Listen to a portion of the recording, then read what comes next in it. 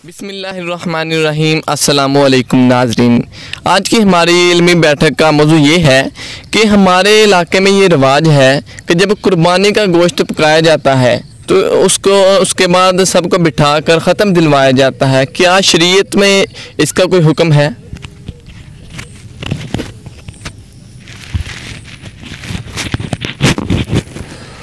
बिस्मिल्लाहिर्रहमानिर्रहीम। हमारे दही इलाकों में ये एक बड़ा रवाज है कि जब कुर्बानी का गोश्त घर में आता है तो उसमें खुसूसन कलेजी वगैरह पकाई जाती है और फिर अपने पड़ोस के या अपने मखसूस दोस्त व अहबाब को बुलाया जाता है और फिर मौलवी साहब का इंतज़ार किया जाता है।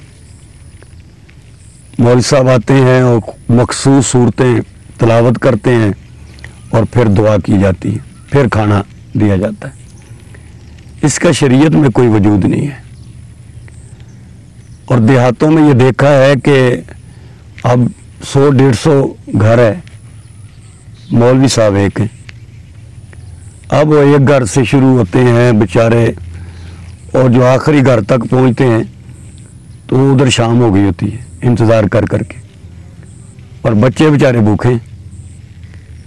जब आपने खलूस नीयत के साथ अल्लाह की रज़ा के लिए कुर्बानी की, उस कुर्बानी के जानवर का गोश्त खून ज़मीन पर गिरा, अल्लाह के दरबार में वो कबूल होगी। अब क्या ये मौलवी साहब ने दुआ करनी है तो कबूल होनी है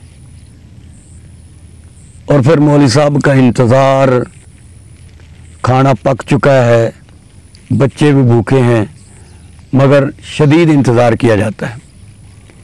इसका कोई वजूद नहीं है, ऐसा नहीं करना चाहिए। जब आपने पका लिया है, जो दोस्तों अहबाब को आपने मदऊ किया है उनके सामने खाना रखें, उनको खिलाएं। और फिर ये भी एक लतीफ़ा ही है कि मौलवी साहब इसी तरह हर घर में वो इसी तरह दुआएं करते गए और थोड़ा थोड़ा खाते गए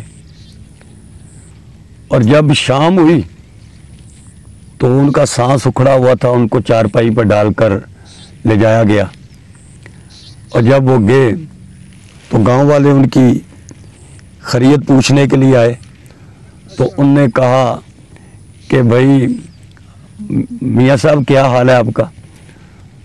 तो हर एक को कहने लगे भाई मैंने तो आपके घर में एक ही बोटी खाई थी।